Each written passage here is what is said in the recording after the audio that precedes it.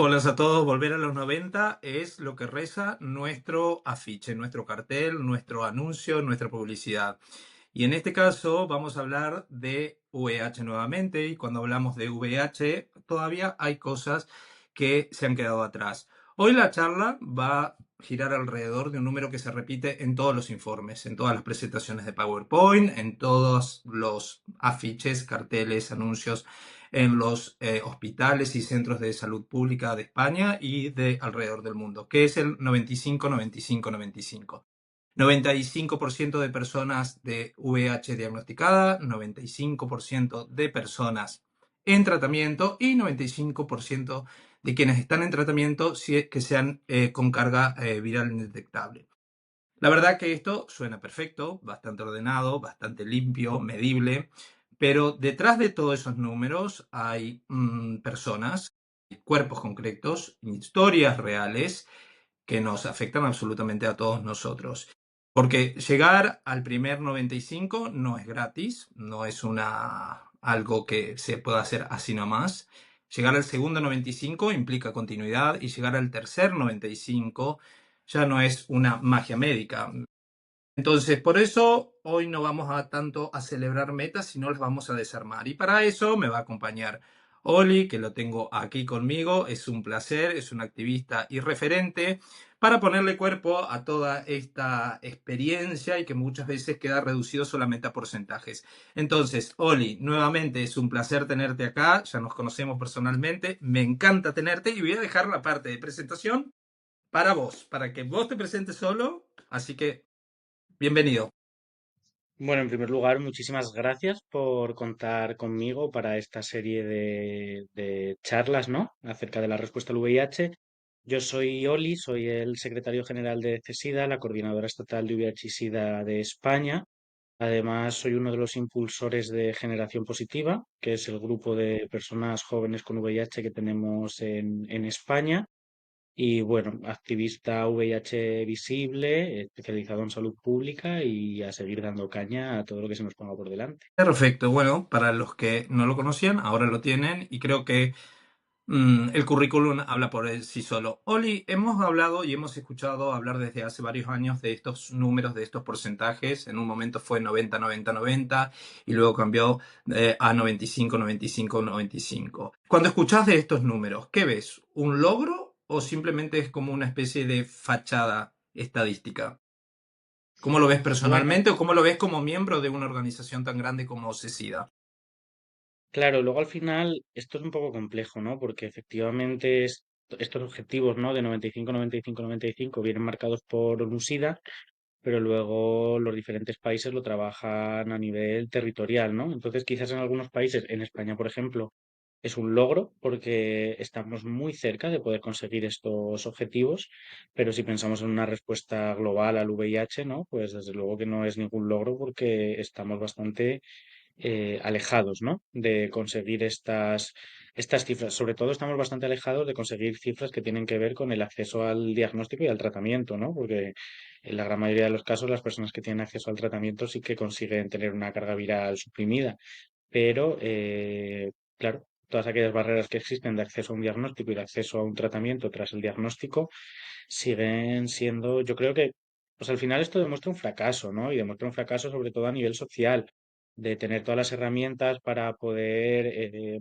cortar la cadena de transmisión del VIH, ¿no? Es decir, poder facilitar un diagnóstico temprano a todas las personas y ponerlas en tratamiento para tener una carga viral suprimida y seguimos sin poder hacerlo, ¿no? Seguimos sin conseguir que la gente acceda a un diagnóstico, incluso nos encontramos con personas diagnosticadas que tienen dificultades para acceder a un tratamiento. Esto al final lo único que pone en valor es, bueno, las diferentes clases sociales que existen si hablamos del cuidado de la salud, ¿no? Y de quiénes sí pueden acceder a esas herramientas y para quienes no están hechas. Cuando hablas de España y de estos 3,95, ¿cuál es el que hoy consideramos el más flojo en nuestro país y por qué razón? A ver, realmente el primer 95 es el que quizás todavía estamos más lejos, ¿no? En España más o menos se cifra que la tasa de infradiagnóstico, es decir, el porcentaje de personas con VIH que no han accedido a un diagnóstico, está entre el 7 y el 8%. ¿vale? De tal manera que pues estaríamos entre un 92, 93%.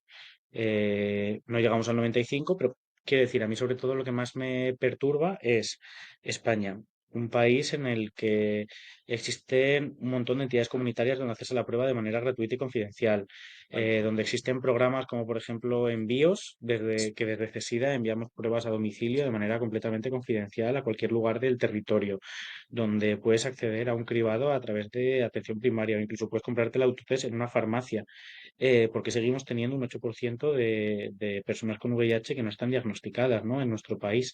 Y creo que al final eso responde sobre todo a que hemos avanzado mucho a un nivel más clínico, ¿no? Tanto de atención a personas con VIH como de desarrollar pruebas diagnósticas o test rápidos que sean lo más accesibles posible. Pero claro, es que si no trabajamos el estigma, la gente no quiere chequearse, ¿no? Y si ese estigma sigue presente, todavía sigue habiendo muchas personas que dicen, bueno, si lo tengo, prefiero no saberlo. Y no son ni siquiera conscientes de lo que implica eso.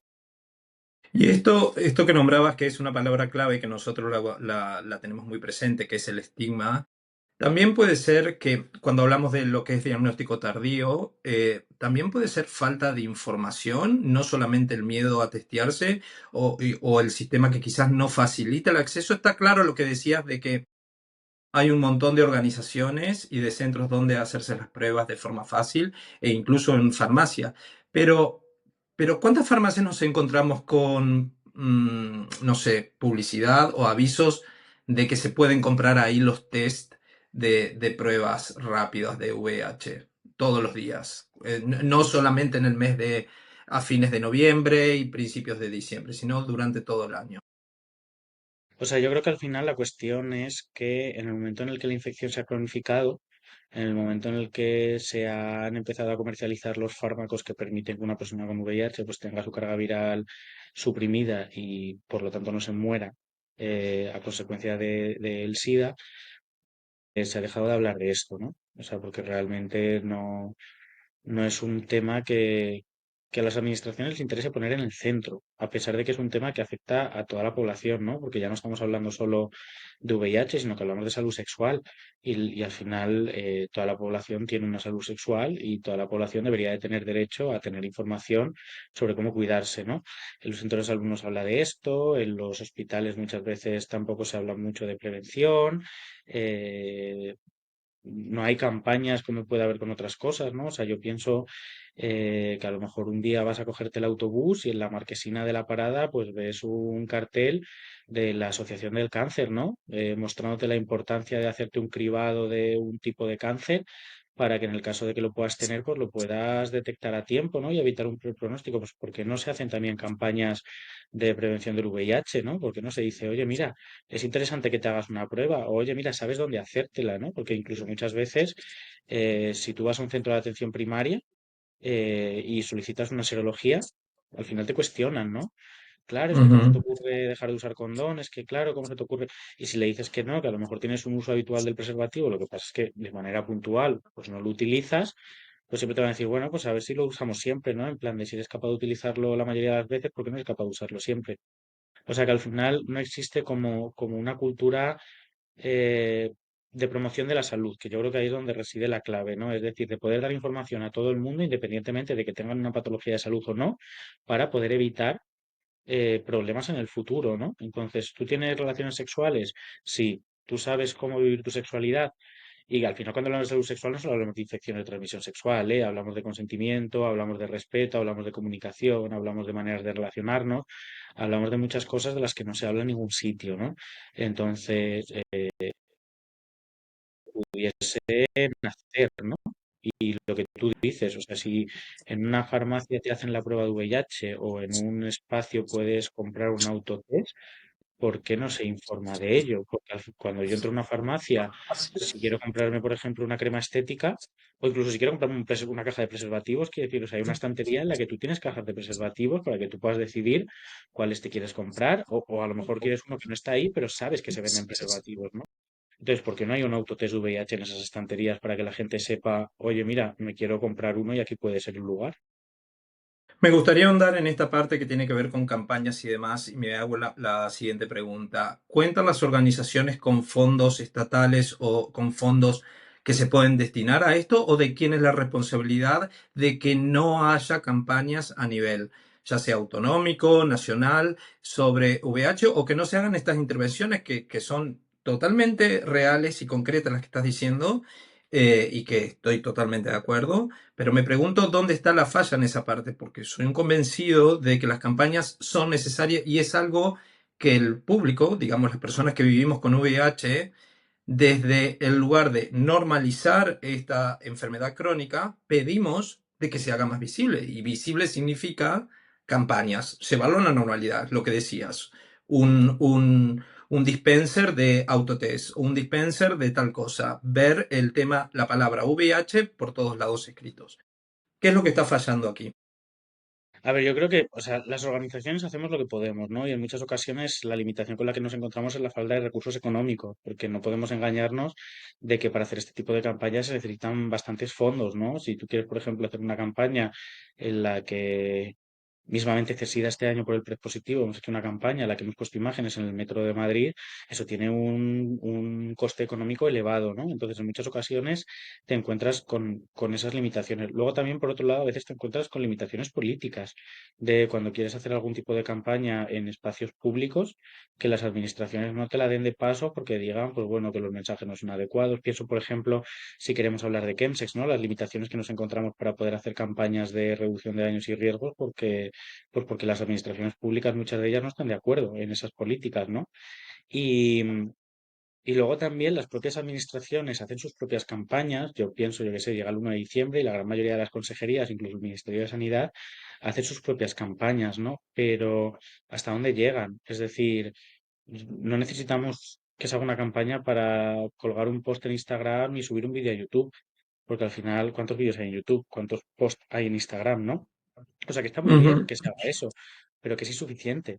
Y también pensemos, ¿cuánta gente sigue a, por ejemplo, el perfil de YouTube o de Instagram del Ministerio de Sanidad de España, ¿no? Entonces, Exacto. vamos, tenemos que ser conscientes de que esos no son los espacios en los que la gente que no tiene información puede informarse. O sea, la gente que ya está relacionada con esos espacios normalmente ya tiene información, ¿no? Porque no se nos permite, por ejemplo, hacer campañas con personajes públicos que tienen un impacto a población general, ¿no? Que no, en lugar de decir, porque claro, al final las entidades luego muchas veces, cuando colaboramos con personajes públicos, suelen ser o personajes del colectivo LGTBI+, quiere decir, que normalmente suelen tener como un impacto muy enfocado a una población diana, ¿no?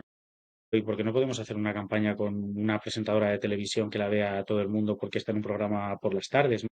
O con un Ujú. futbolista que todo el mundo le conoce en este país, o con un cantante que sea relativamente conocido, ¿no? Entonces, yo creo que al final ahí radica, ¿no? Por un lado, falta de intencionalidad política de que estos mensajes se traduzcan en cambios reales.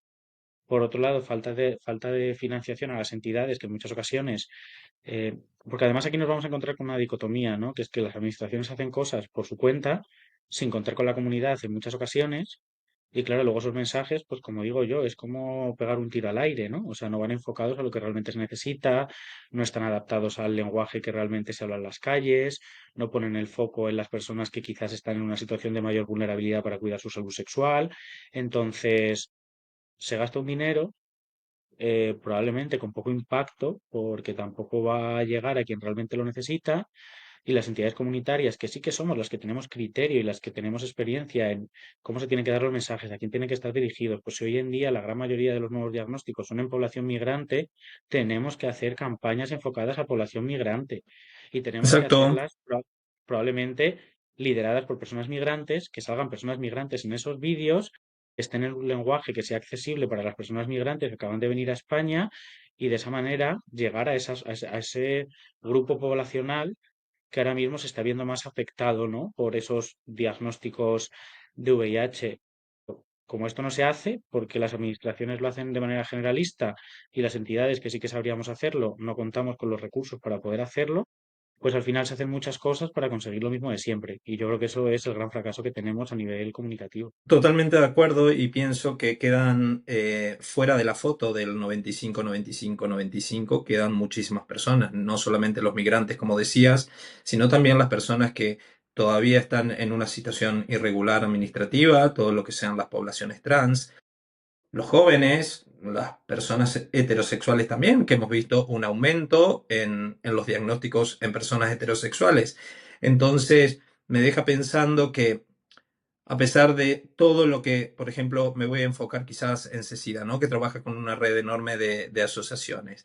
Me pregunto dónde está la brecha más grande entre eso que se promete como una asociación, como un órgano tan gigante como Cecida, desde la política pública, y y lo que realmente se puede ofrecer en la práctica, porque nos quedamos cortos absolutamente todos, y es cómo podemos solucionar esto? Desde tu experiencia personal y tu conocimiento, no solo como una persona, como un activista que comenzó ya hace muchos años, sino ahora formando parte de un espacio tan importante, ¿dónde crees o dónde deberíamos todos, las personas positivas, eh, poner foco o empujar para que esto cambie, digamos, y que esa brecha se achique? Pues mira, me vienen varios pensamientos a la cabeza, ¿no? Por un lado, en España las políticas públicas en el ámbito sanitario son tremendamente complicadas porque son competencias derivadas a las comunidades autónomas. Entonces, en muchas ocasiones, por ejemplo, CESIDA como coordinadora estatal puede hacer una incidencia política o puede negociar ciertas cuestiones con el Ministerio de Sanidad de España, que sería el equivalente, pero luego son las propias comunidades autónomas las que tienen que implementar estas medidas. Y nos encontramos además con que muchas medidas sanitarias se utilizan a nivel partidista en política Mm. pues, para ciertos discursos, ¿no? Lo cual es tremendamente peligroso, porque la salud no debería de entender de ideologías políticas.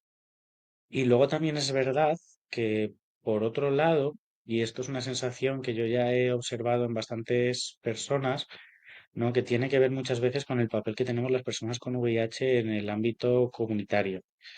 Porque creo que hoy en día la mayoría de las organizaciones, la gran mayoría de los esfuerzos que dedican al cuidado de salud sexual o la gran mayoría de esfuerzos que dedican al tema del VIH se lo dedican a la prevención. Se lo dedican a hacer pruebas, se lo dedican a repartir material preventivo, se lo dedican a ese tipo de cosas, ¿no? Las cuales me parecen tremendamente necesarias, ¿eh? Y en ningún momento pretendo cuestionarlas, pero ¿cuántos esfuerzos se dedican a las personas que ya tenemos VIH, ¿no? Eh, o sea, yo mismamente hace poco hacía la referencia, ¿no? De decir, acabamos de pasar el 1 de diciembre y no he parado de escuchar hablar de pruebas, de PrEP, pero es que el 1 de diciembre es el día de las personas con VIH. No deberíamos estar hablando de nada de eso. O sea, creo que es el único día del año en el que no deberíamos de estar hablando de estas cuestiones. El único. Porque realmente tenemos que poner el foco en quienes ya tenemos VIH y en cómo es nuestra vida y en cómo es nuestra salud y en qué necesidades tenemos y qué barreras enfrentamos. Y el resto del año hablaremos para la gente negativa, hablaremos de prevención, hablaremos de cuidado, pero es que ni siquiera tenemos espacios para hablar única y exclusivamente de ello. Que esto no deja de ser una generalidad, ¿eh? Porque efectivamente hay muchas organizaciones que tienen sus grupos de apoyo mutuo, que tienen sus comisiones de voluntariado formadas exclusivamente por personas con VIH, que hacen muchísima incidencia política y muchísimas acciones. Y me consta que además en CESIDA, por ejemplo, es algo que intentamos bastante. Cada vez que queremos sacar adelante una campaña, intentamos generar grupos de trabajos liderados por personas con VIH para que sean ellas mismas las que puedan elegir un poco cómo quieren transmitir ciertos mensajes, ¿no? Pero creo que también esto es una reflexión que tenemos que hacer, ¿no? Hablamos más para el resto que para la comunidad de personas con VIH. Entonces, Y no debería ser Cecida como la coordinadora que dé una bajada de línea, por ejemplo, para este pensamiento, esta reflexión, con la cual estoy 100% de acuerdo. Eh, y no debería ser Cecida la que baje una línea ahí y decirle a las organizaciones, poner más foco en quienes, digamos, somos personas positivas, en las personas que vivimos con esto, hacer más incidencia sobre eso, porque al día de hoy todavía seguimos teniendo diagnósticos tardíos, y eso nuevamente nos vuelve a lo que hablábamos al inicio, a lo que decías al inicio. Es sorprendente que al día de hoy tengamos un 8% de personas que no saben que tienen VIH, y eso es una falla de todos nosotros.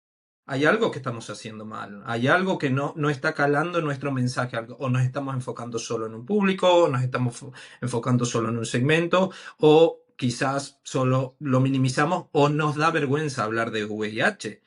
Porque esto que decías quizás me hace pensar de que algunas organizaciones organizaciones, personas, influencers, lo que sea, no estoy marcando a nadie en particular, eh, como que quieren pasar página, me da la impresión como que quieren pasar página del tema de VIH y enfocarse en todo lo nuevo, en todo la prevención, las herramientas que por supuesto que son súper importantes, pero ¿dónde quedamos ya de por sí estamos un poco silenciados como para que se nos siga silenciando desde lo institucional, si se quiere? Claro, a ver, o sea, realmente CESIDA es una coordinadora de entidades, entonces no es que CESIDA pueda indicar a sus entidades cómo hacer una línea de trabajo, sino que es al contrario. Son las entidades las que marcan a CESIDA cuáles son las necesidades para las cuales necesitan una interlocución más estatal, ¿no? Es decir, son las entidades las que a través de su trabajo diario y sus líneas políticas transmiten a la coordinadora. Nos parece importante hablar de estas cuestiones. Creemos que es importante que haya una interlocución con el ministerio que corresponda para este tema, ¿no? Pero nosotros como tal no podemos tener una línea política y menos aún hacer una recomendación a las entidades. Que de verdad que yo, o sea, se hace una labor fundamental, ¿no? Porque creo que la labor que hacemos las entidades por definición es aquella que queda fuera del sistema y que por desgracia no es poca. Pero yo también creo que esto es una manera de repensarlo, porque si tratamos a las personas con VIH como personas usuarias, pues claro, vienen a nosotras, les ayudamos en un momento en el que tienen una serie de necesidades y en el momento en el que esas necesidades se ven cubiertas, esas personas desaparecen. O sea, como que les damos el alta, por así decirlo. Nunca se vinculan, nunca sienten que esto es un espacio de pertenencia en el que independientemente de cómo lleves tu proceso, qué necesidades tengas, puedes formar parte de él. Y luego además eso se traduce en algo que comentabas tú, ¿no? Que tiene que ver con ese activismo, esa militancia basada en el individualismo que tiene que ver en el lugar de, por ejemplo, colaborar con una organización, me siento más a gusto a lo mejor haciendo un activismo digital a través de redes sociales y creando una serie de contenido a través de redes sociales que es fundamental, que tiene un impacto brutal, que además somos plenamente conscientes, aquellas personas que lo hacemos, de que ayuda a otras personas, o sea, que simplemente no es lanzar un mensaje y ya está, sino que luego hay gente que te escribe, que te pregunta, que te agradece, etcétera, etcétera, pero al final eso tampoco va a conseguir cambios reales, ¿no? O sea, lo que va a conseguir es crear una imagen pública de esto, poder ayudar a otras personas que a lo mejor lo único que necesitan es encontrar a alguien con VIH, pero esto no va a cambiar políticas públicas, esto no va a frenar recortes que se están haciendo en materia de salud sexual en España, y yo creo que es aquí donde tenemos que hacer esa reflexión, ¿no? El decir, quizás los espacios no están siendo concebidos con las necesidades que hoy en día las personas con VIH podemos tener, pero también es verdad que las personas con VIH tenemos que reclamar esos espacios para que aquello que pensamos, que sentimos y que vivimos se convierta en cambios reales. Mm. Sí, sí.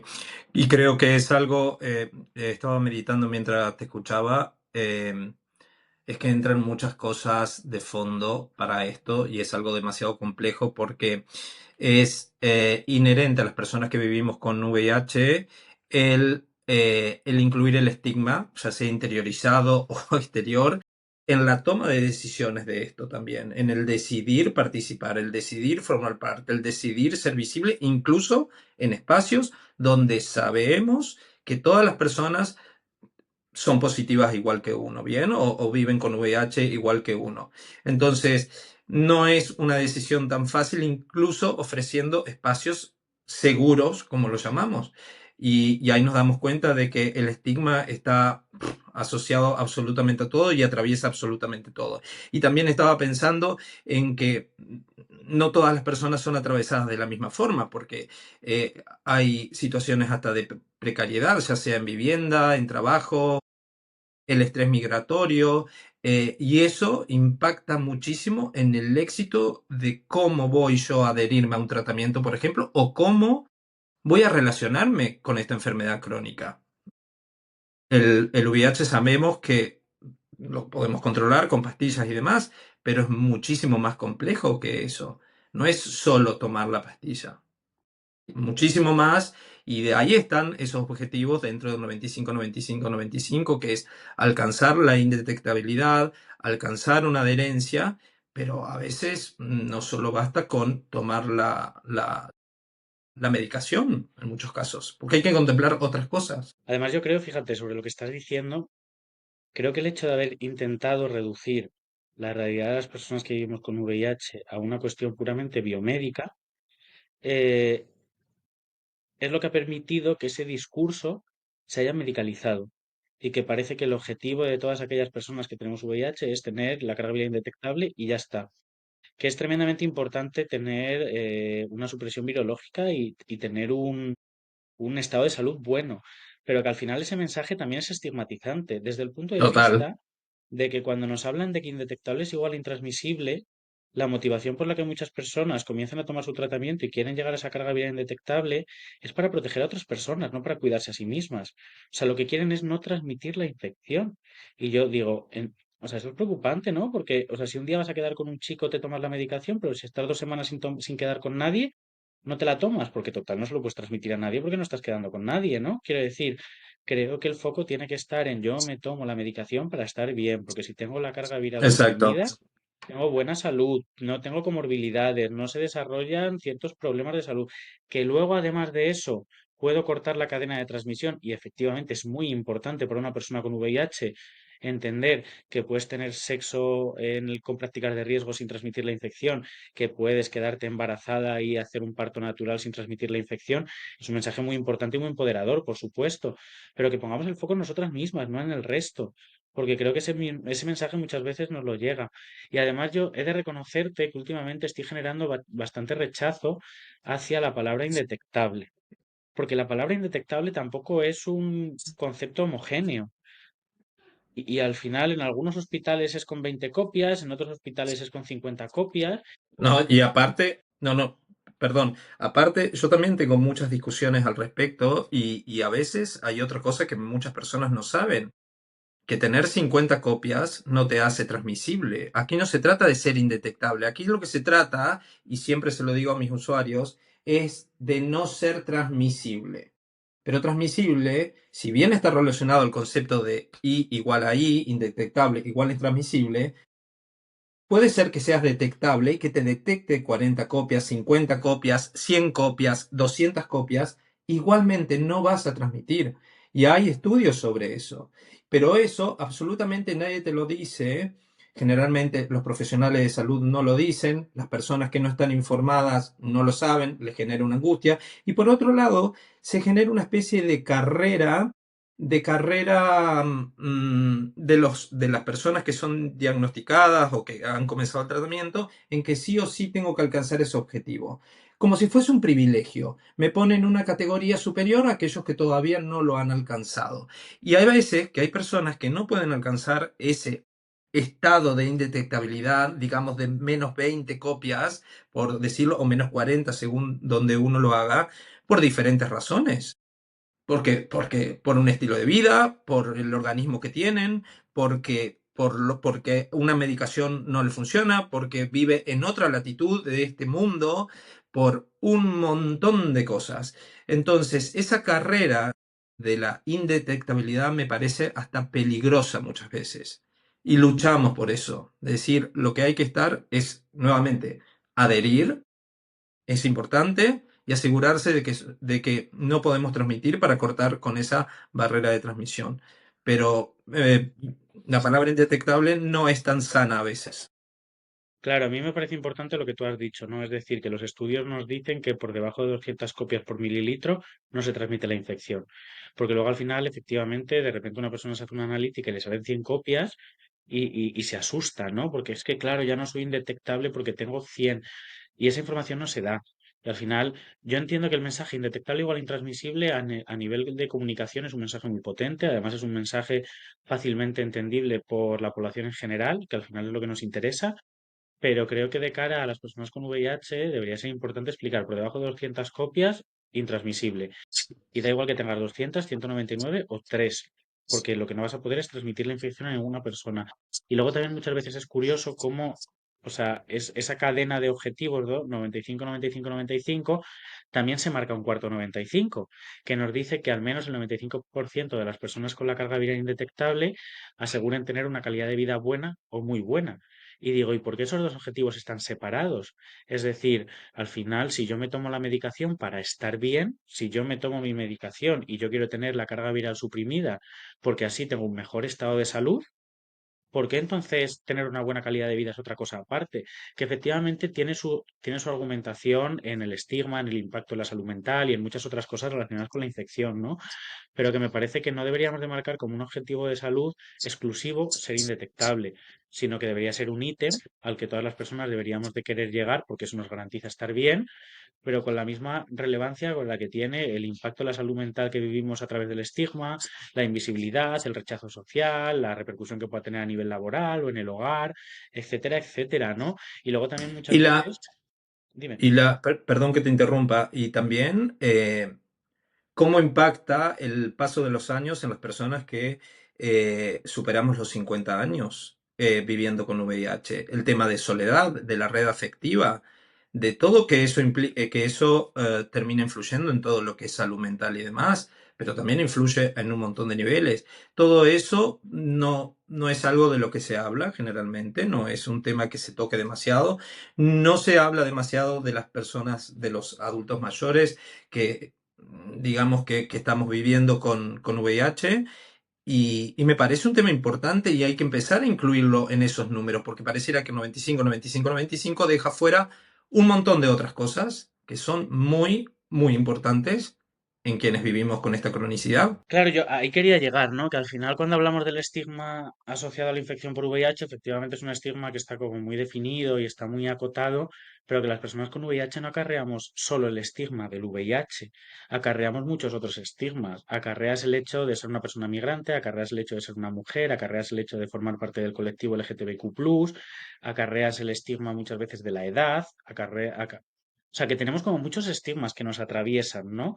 Y efectivamente ese caldo de cultivo de todos ellos es lo que hace que las personas con VIH normalmente estemos en una situación de mayor vulnerabilidad o de mayor exclusión a la hora de el cuidado de nuestra salud. Es decir, o sea, cuando hablamos de que el VIH afecta mayoritariamente a aquellas personas que están en situación de vulnerabilidad social o en una situación de exclusión social, esto no es una casualidad. Esto tiene que ver con que aquellas personas que más difícilmente tienen cuidado su salud son aquellas que tienen más dificultades para cuidar un sistema sanitario, porque no tienen una tarjeta sanitaria, porque les da auténtico pánico reconocer que son hombres que tienen sexo con hombres, porque ejercen el trabajo sexual y no pueden hablar de ello con absolutamente nadie porque si no van a perder su fuente de ingresos, por muchísimas cosas, ¿no? O sea, la criminalización que hay sobre el consumo de sustancias, todo ese caldo de cultivo es lo que hace que no podamos, porque si yo soy un hombre cis heterosexual de una clase social media, pues yo voy a mi centro de salud y me hago una prueba cuando me da la gana porque a mí nadie me va a cuestionar y probablemente tenga más facilidades para poder cuidar mi salud. Pero cuando acarreas tantos estigmas, cuando tienes miedo de que se enteren de cuál es tu orientación sexual, o cuando estás pasando por un proceso de transición, o cuando has tenido que emigrar y llegas a un sitio donde no conoces a nadie, cuando eres mujer y vives a lo mejor una violencia machista por parte de tu pareja, ejerces trabajo sexual, consumo de drogas, privación de libertad. Todas esas situaciones son las que hacen que no puedas cuidar tu salud en igualdad de condiciones. Y eso es lo que hace que la prevención fracase y que los diagnósticos de VIH, en la gran mayoría de los casos, sean tardíos. Que al final, eso sí que es un problema de salud pública, quiere decir. Poder prevenir que una persona tenga patologías de salud y que las esté teniendo, desde luego que eso es un fracaso de políticas públicas, ¿no? Entonces, creo que hace falta entender el concepto de estigma, o al menos el impacto del estigma, desde la perspectiva de la interseccionalidad y que no existe el estigma del VIH y ya de tengo miedo a que la gente se entere de que tengo VIH, sino que normalmente ese miedo va acompañado de otros miedos, o va acompañado de otras desigualdades, o va acompañado de otra falta de privilegios, ¿vale? Y al final yo lo reconozco, yo no dejo de ser un hombre cis, blanco, europeo, gay, es decir, o sea, todo eso son privilegios que a mí me permiten poder hablar en voz alta del VIH sin tener que enfrentar muchísimas otras barreras que puede experimentar, por ejemplo, una mujer trans latina que ejerce el trabajo sexual, por ejemplo. Porque, lógicamente, lo que esta persona puede perder por visibilizarse o el riesgo que tiene que asumir por visibilizarse es muchísimo más alto que el mío. Y creo que también es importante desde el movimiento comunitario y sobre todo desde el activismo en general, porque el activismo del VIH siempre ha sido por definición un activismo incómodo socialmente y de las raras, ¿no? Por así decirlo, de todas aquellas que no encajaban en ningún lado y que se han juntado aquí. creo que también es honesto que sepamos identificar nuestros privilegios y que sepamos dar voz a esas personas. Y si yo necesito dar voz a las mujeres trans, voy a intentar que sean ellas las que lo hagan. Y si no son ellas las que lo hacen, pues lógicamente me reuniré con ellas, las escucharé y trasladaré su mensaje dejando claro que son ellas las que me han pedido que traslade este mensaje, ¿no? Pero creo que muchas veces se ocupan posiciones que no nos corresponden, que de repente llega gente sin VIH que forma parte de las entidades comunitarias a hablar de nuestra realidad y digo, todas las entidades tenemos a personas con VIH, ¿por qué no hablamos nosotras, no? Entonces, creo que también es honesto poner un poco el foco ahí, porque yo te puedo contar algo y tú luego lo puedes reproducir, pero jamás lo podrás reproducir de la misma manera que lo haría otra persona. Exactamente. Incluso la palabra te entiendo perfectamente o no es. Incluso siendo aliado, y agradecemos muchísimo la figura del aliado, porque es alguien necesario, eso nadie está en discusión, pero es hablar de nosotros con nosotros, no por nosotros, sino con nosotros. Esto es algo que lo tenemos que asumir. Lo que pasa es que, nuevamente, a veces es muy difícil tratar de integrar o de incluir a todo el mundo, o a la mayor cantidad, no puedo decir a todo el mundo, pero a la mayor cantidad de personas posibles, cuando nuevamente volvemos a un tema que nos atraviesa, que tiene que ver con el estigma, y es que no todos están dispuestos a atravesar la incomodidad que representa ser visible y no necesariamente visible a través de una pantalla o a través de una aplicación de redes sociales, sino ser visible con uno mismo, decir, hey, asumo esto, estoy, estoy en perfecta relación con mi cronicidad, con el VIH, a tal nivel de que puedo poner voz a esto. Entonces no es algo tan sencillo. O sea, me encantaría, sería el sueño de todos, pero sabemos que la realidad es muy diferente. Tenía una pregunta para hacerte y ya llevándolo a un plano como más de sueño, por así decirlo, bien, que si mañana tuvieras la posibilidad, así como una varita mágica y tuvieses la posibilidad de redefinir el objetivo después del 95, 95, 95. ¿Cuál sería para vos? ¿Calidad de vida? ¿Sería dignidad? ¿Estabilidad social? ¿Sería una suma de todo? ¿Sería solamente salud mental? ¿Cómo, si estaría en tu poder, cómo lo definirías? A ver, yo al final lo que pondría en valor es un objetivo que ya está marcado, pero que es muy difícil de abordar, que es estigma cero. Quiero decir, porque al final creo que aquellas desigualdades sociales que experimentamos las personas que tenemos VIH están basadas en el estigma y no en el estigma que nosotras podamos tener, que algunas de ellas sí, lógicamente. Si tú, por ejemplo, tienes comportamientos de autoexclusión, pues lógicamente tu propio estigma es el que está haciendo que no participes o que no pertenezcas a estos espacios. Pero es que al final esa opresión estructural e institucional que en muchas ocasiones se genera está soportada en el estigma y está fundamentada en el estigma, ¿no? Como de yo no te voy a permitir que accedas a este recurso, pero es que sé que no vas a decir nada porque tienes VIH y no quieres que nadie se entere. Entonces nunca vas a reclamar tus derechos. Muchas veces la vulneración de derechos está fundamentada en que saben que detrás del diagnóstico hay un miedo y que yo de repente te niego el acceso a un recurso residencial, te niego el acceso a una tarjeta sanitaria o te niego el acceso a otros tipos de recursos, ¿no? O de posibilidades que puedes tener y sé que no vas a decir nada porque no quieres que nadie se entere de que tienes VIH. Entonces, creo que si realmente existiera un estigma cero, las situaciones de desigualdad cambiarían, porque además las entidades comunitarias tenemos la experiencia de que aquellas veces que nos hemos encontrado con una desigualdad en la que la propia persona ha querido plantarle cara a ella o que las propias entidades hemos tenido la oportunidad de hacerlo, hemos ganado, siempre se ha reconocido que teníamos razón. Ese es un punto muy importante y me hace pensar en algo, que qué pasaría si cada uno de nosotros como personas viviendo con VIH tendríamos el estigma fuera de nuestro radar. Porque está bien, existe el estigma externo y que sí influye sobre nosotros y sí tiene un poder sobre nosotros y sí genera peso en la toma de decisiones de un montón de cosas. Pero ¿qué pasa si yo mi estigma interiorizado lo hice desaparecer y paso a reconocerme, empoderarme desde el interior y decir, sí, todo lo que quieras con tu estigma, pero yo me reconozco como un sujeto de valor y una persona importante, por lo tanto esto no va a pasar sobre mí. ¿Qué es lo que acabas de decir? Cuando se han enfrentado a través del apoyo de una organización por detrás, siempre ha salido ganando. Entonces, ¿no crees que deberíamos trabajar más en el empoderamiento de quienes vivimos con VIH para cambiar ese estigma interno y no tanto mirar hacia afuera, porque me da la impresión, y esto permítimelo como reflexión, me da la impresión de que estamos mirando mucho hacia el frente siempre, digamos hacia afuera.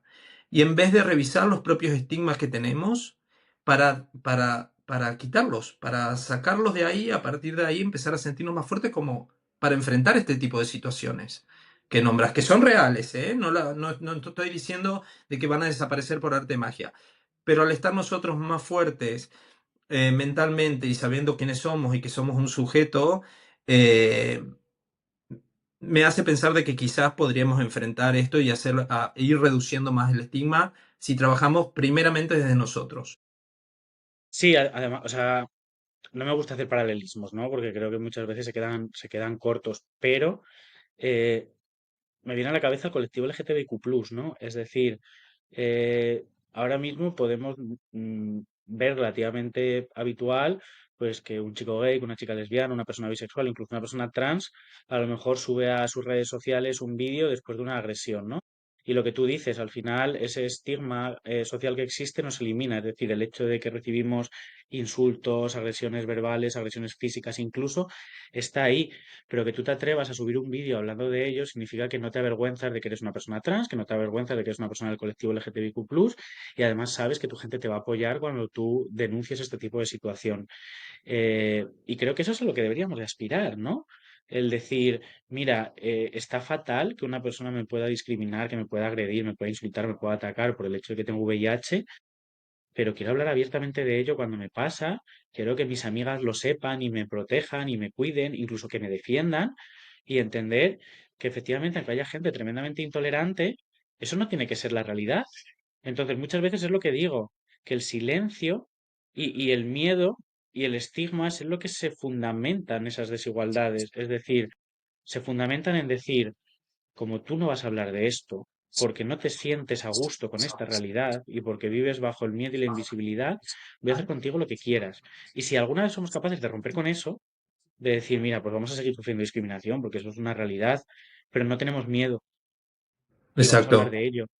Creo que eso sería un cambio de transformación brutal, porque es lo que te digo. Quizás es un enfoque que podríamos plantearnos para el próximo año, de cara al 2026, y habiendo detectado esto, vos como de mi parte y como otras personas, porque estoy seguro que es así, empezar a diseñar cosas que tengan que ver, acciones, lo que fuere, que tenga que ver con justamente con esto, de correr el foco al afuera para centrarnos en nosotros, ponernos como sujeto principal, como actor principal, muy importante de todo, y empoderarnos a tal nivel de que cada vez sea como una cuestión contagiosa. Seamos el propio virus que está desparramando esta cuestión y seamos modelo de rol para otros para que de cierta forma, quitarle poder a esto que sucede fuera. Porque no podemos seguir permitiendo que solamente se hable, no sé, del VIH ciertas fechas del año, siempre desde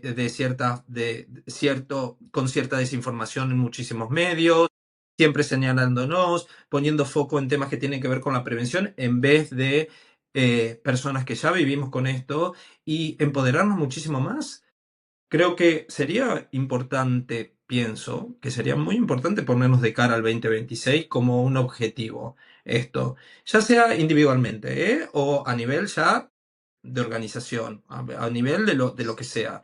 Pero me parece que es un punto muy importante que me queda de esta charla, como decir, sí, eh, tenemos que poner el foco en nosotros. Y además yo luego creo, fíjate que es curioso porque aquellas personas, tú también lo sabes perfectamente, ¿no? Pero aquellas personas que nos dedicamos a hacer contenido en redes sociales, hablando del VIH en primera persona, claro, al final tú tienes que encajar en una cosa que es tremendamente odiosa, pero que es la que te permite llegar a la gente, que se llama algoritmo, ¿no? Y al final tienes que ser amigable para la manera de funcionar de ese algoritmo. Y en muchas ocasiones siempre tenemos, o sea, es como, queremos informar en positivo, queremos hablar del VIH en positivo para eliminar esos prejuicios de tenemos una vida desastrosa, no. Entonces hablamos de tengo pareja, follo cuando quiero, hago deporte, tengo trabajo.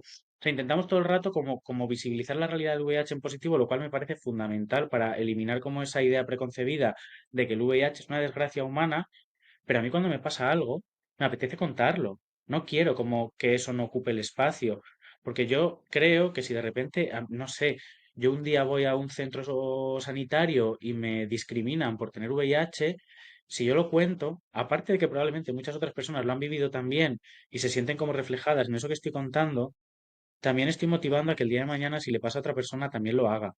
Y podemos ir haciendo como esta bola de nieve con lo que comentas, ¿no? De que cuando nos pasa algo no nos mantengamos calladas y digamos, pues tienes Exacto, razón, pues es que hoy me ha pasado esto y lo tengo que hacer. Entonces, tenemos que comunicar en positivo, completamente de acuerdo, sobre todo porque creo que lo que tenemos es que eliminar como esos conceptos de tristeza, pena, desgracia que siempre se han relacionado con el VIH, que hoy en día, por suerte, la gran mayoría de nuestras vidas acaban desapareciendo y aunque el diagnóstico es un duro golpe, luego nuestras vidas continúan y por suerte podemos disfrutarlas muchísimo en la gran mayoría de los casos. Pero que cuando nos pasa algo hablemos de ello. Y si un día hay que decir que hemos sufrido rechazo, pues es que el rechazo es real y por mucho que no hablemos de ello, no va a desaparecer. Y tenemos que darle importancia. Y probablemente otra persona diga, ay, pues a mí también. Ah, vale, pues es que si nos juntamos 15 personas que hemos vivido esta situación, a lo mejor podemos hacer algo. Yo hace poco, por ejemplo, viví una situación de homofobia policial en Madrid, ¿no? Un trato discriminatorio porque se me leyó como un hombre gay y ya pues se me hicieron una serie de preguntas que no eran adecuadas. Y cuando yo publico esto en mis redes sociales, me empieza a escribir mucha gente para decirme yo también, yo también, yo también. Y al final dices, vale, pues es que a lo mejor lo que tenemos que hacer es documentar todos estos datos y registrar una denuncia de que esto se está repitiendo de manera exacto, sistemática en un lugar. Y al final va a tener mucho más peso hacer una denuncia en la que, aunque tú solo seas la única persona que va a dar datos, digas que muchas otras personas se han puesto en contacto contigo y que este día hasta ahora les pasó esto, que este día hasta ahora les pasó esto. Porque tiene peso y porque eso sí que va a ser un cambio estructural. Porque yo no quiero que a mí se me reponga el daño que se me ha hecho y ya. O sea, que es muy importante, pero lo que quiero es que no se repita con nadie más y que esa situación de exacto. discriminación, esa situación de desigualdad no exista. Y que si un día voy a operarme y me ponen el último en la lista de espera, yo no quiero que a mí me llames para decirte, bueno, venga, te opera media mañana. Lo que quiero es que no pongas a nadie con VIH el último solo por ese motivo y que ese cambio sea Sí. real. Entonces, Y me parece estaba, importante que hablemos de esto. y estaba pensando también en esta mirada como del positivismo, y yo voy a hablar desde lo personal, ¿no? Lo voy a llevar a un lado personal. Cada uno por ahí tiene su enfoque y demás, pero a la vez, eh, si lo pienso yo como una persona que trabaja en temas de, si se quiere, de salud mental y con otros usuarios, con otras personas positivas y atiendo y soy par y acompaño personas, el hecho es que me da la impresión muchas veces, y eso es algo que lo hablo con muchos de ellos, es que pareciera que nos estamos justificando todo el tiempo con estas cosas. Pareciera que nos estamos defendiendo por las dudas. Mira, yo tengo pareja. Mira, yo puedo esto. Como si nos fuésemos agentes de cuestionamiento. Y es no. Primero y principal, da la impresión que siempre estamos poniendo el diagnóstico por delante del ser humano. El diagnóstico nunca está por delante del ser humano. Primero, soy una persona y si no me reconozco como ser humano, difícilmente voy a poder ir eliminando barreras que tienen que ver con y que están relacionadas con el diagnóstico, con esta cronicidad. Entonces, esa idea de que, ay, sí, yo llevo una vida normal, yo hago esto y todo lo otro, que sí que estamos de acuerdo, porque yo, a ver, que yo tengo una vida normal, pero mi vida normal incluye que no tengo pareja, que todos me dicen de que me quieren ver de nuevo y después nadie me vuelve a escribir, de que, no sé, de que la gente te sigue preguntando, ay, de verdad, tal cosa, y que esto y lo otro, y que tengo problemas, que quizás no me alcanza el dinero, que quizás a veces no encuentro un trabajo tan rápido, que estoy luchando con temas del día a día. Esa es mi vida normal. Y Pero que no además yo es creo, o sea, además yo creo que esto permitiría que muchas otras personas se sientan reflejadas o se sientan cercanas a la realidad del VIH. Quiero decir, porque si yo hablo de que tengo dificultades para encontrar un alquiler asequible a los sueldos que se pagan en España, otras personas sin VIH también se van a ver reflejadas en ese discurso. totalmente. Y probablemente hablen conmigo, no porque tengo VIH, sino porque, no sé, he subido un contenido diciendo que no me puedo pagar un alquiler decente con el sueldo que tengo, pero también van a conocer lo que hago. y van a conocer las entidades en las que estamos y vamos a establecer redes. O sea, que al final la respuesta comunitaria al VIH tiene que ver con derechos en general, ¿no? Y tiene que ver con derechos socioeconómicos, tiene que ver con derecho a una vivienda, tiene que ver con derecho a la salud, pero que tiene que ver con muchísimas cuestiones, ¿no? Y me parece Ujú. importante entender también como esa transversalidad de nuestro día a día. El decir, mira, pues es que no llego a fin de mes y esto es una mierda y al final me agobia muchísimo. Y de repente te das cuenta de que efectivamente tenemos una vida completamente normalizada, pero tener una vida normalizada también implica tener las mismas desgracias que el resto de la sociedad. Exactamente. Oli, como para ir cerrando, estoy disfrutando muchísimo esto y se pasa muy rápido se pasa muy rápido el tiempo. Me gustaría que dejes una reflexión no desde lo institucional, sino tuya, interna, de lo que se te viene a la cabeza. Sé que sos una persona muy honesta y transparente y eso es algo que se agradece muchísimo en los tiempos actuales y me gustaría que dejes una reflexión, algo, un deseo, lo que sea, en cara a cara de que estamos cerrando un año, a cara de que está comenzando otro y para las personas que recién entran en esta dialéctica de 95, 95, 95 y para quienes ya llevamos tiempo. Pues se me ocurren dos deseos y que me parece que son fundamentales. Por un lado, que 2026 sea el año en el que las personas con VIH podamos tener espacios para reflexionar sobre nosotras, porque yo además siempre me hago la misma pregunta. ¿Qué significa para una persona en 2025 tener VIH? ¿Y cuántas veces nos lo hemos podido preguntar y cuántas veces hemos podido hablar sobre ello, ¿no? Que al final el simbolismo y el significado que tiene un diagnóstico de VIH cambia con el tiempo, cambia con el momento vital en el que estamos y creo que pocas veces reflexionamos sobre ello, ¿no?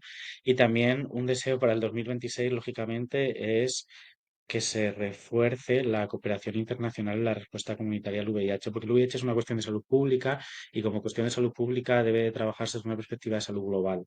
Y nos encontramos con un montón de países y con un montón de discursos políticos que están recortando accesos a tratamientos, que están recortando fondos de financiación, incluso países como Argentina, en los que directamente se elimina la base Exacto. de los presupuestos públicos y esto no solo tiene un impacto en las personas de Estados Unidos o las personas de Argentina, esto tiene un impacto en todo el mundo. Y si se normaliza que esto se pueda hacer, cada vez serán más países los que normalicen empezar a dejar de financiar tratamientos, empezar a dejar de atender a personas con VIH. Entonces, ojalá una respuesta global ante estas desigualdades, ojalá una solidaridad global, porque al final la pandemia del VIH solamente la podremos superar cuando abordemos la cuestión de la infección por VIH como una cuestión de salud global, que no entiende de fronteras, que no entiende de edades, que no entiende de razas, que no entiende de géneros, y que mientras quede una sola persona en el mundo que no pueda acceder al tratamiento, no podremos hablar de éxito, porque seguirá faltando gente a la que tienen que llegar esos recursos. Esos serían un poco mis deseos. No, y aparte hablar de éxito nos pone en una posición de privilegio total. No nos olvidemos de eso.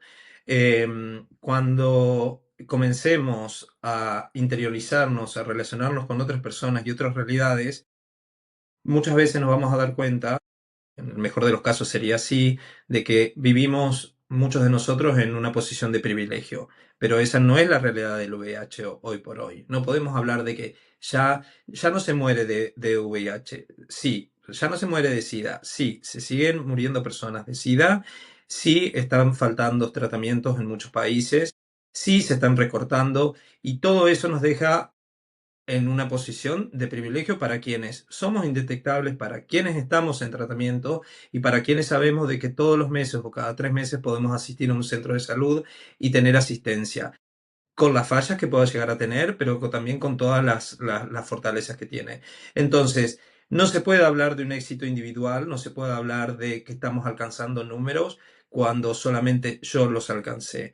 Es un pensamiento totalmente individualista en estos tiempos que el individualismo parece estar tomando protagonismo, pero hay que entender algo, que el individualismo en todo aspecto de la vida termina afectando a todos, incluso al que solo se está mirando su ombligo. También va a ser atravesado tarde o temprano. Entonces es mejor ser consciente de eso y nada. Perdón por ponerme tan serio en el último tramo, pero nada. Oli, es un placer enorme verte. Ojalá nos veamos pronto en Madrid. Cuando esté por ahí, nos podamos dar un abrazo. Abrazo enorme a todo Cecida, a todo el equipo de Cecida, a los nuevos directivos, a todo el equipo que está por atrás, que están haciendo cosas maravillosas, y a cada una de las organizaciones que forman parte de CECIDA. Esas organizaciones que pueden encontrar en la página web de CECIDA, por cierto, para todas las personas que en algún momento necesitan ayuda con un tema referido a VIH. Van a poder encontrarlas a través de, digamos, muy detallados por comunidad autónoma o por ciudades. Y son recursos muy importantes, sobre todo para las personas que arriban a España, que llegan a España ya sea de paso como turistas y han perdido su tratamiento, o se les ha extraviado, o lo han perdido, o se lo olvidaron, o para aquellas personas que deciden vivir en este territorio español. Las asociaciones están para eso, estamos para eso. Acción Triángulo, como parte de SIDA, CECIDA y con todas las organizaciones a nivel nacional. Así que los invito a que se den una vuelta por la página web, que sigan el perfil de CECIDA, que sigan el perfil también de Oli en sus redes, y lo van a ver ahí y seguramente van a ver lo que todas las semanas cambia algún color de cabello para que nosotros no nos aburramos y nos deleitemos con la belleza de cómo le van quedando esos colores magníficos. Así que Oli, nuevamente gracias por todo y es un placer verte, como siempre. Gracias a vosotras, sobre todo por generar estos espacios, ¿no? Y por permitir que, o sea, porque para mí es muy importante estos espacios porque mucha gente que no se atreve a ir a las entidades o que no cuenta con entidades cercanas puede beneficiarse de ello a través de verlo en YouTube o en las redes sociales. Y me parece que es fundamental que lleguemos a todas aquellas personas que no se pueden permitir abrir nuestras puertas. Así que gracias por esta iniciativa, por querer contar conmigo y que ojalá que no hagamos muchas más porque eso significaría que ya no hace falta hacerlas, ¿no? Es verdad, es verdad. Pero bueno, aquí estamos. Un beso para todos, gente, y nos vemos pronto. Ojalá que nos veamos pronto con más temas. Chau, chau.